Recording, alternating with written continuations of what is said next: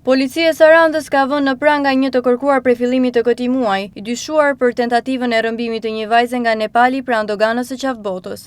Operacioni është zhvilluar mesditën e djeshme në lagje nr. 4, pranë stadiumit të qytetit dhe ka çuar në arrestimin e 30 vjeçarit nga Tepelena, Mariglen Kondi, person me precedent të shumtë penal. Ngjarja ka ndodhur rreth orës 18:53 të dykorrikut në aksin Konispol Qafbot në vendin e quajtur Post Blok. Kondi ka tentuar disa herë të fusë me forcë në automjet të ren nga Nepali, e cila ka arritur më në fund të largohet me vrap dhe ta denoncojë në polici. Përmes pamjeve të sigurisë, policia ka arritur të identifikojë 30 vjeçarin Mariglen Kondi nga Salaria e Tepelenës. Ai rezulton person me precedent të shumtë penal. Në vitin 2020 është arrestuar për kultivim bimësh narkotike në bashkëpunim, por më pas është lënë në arrest shtëpie. Teksa ndodhi nën këtë mas sigurimi e ka thyer atë duke u arrestuar më pas në vitin 2021 për vjedhjen e disa kamionçinave në Lushnjë.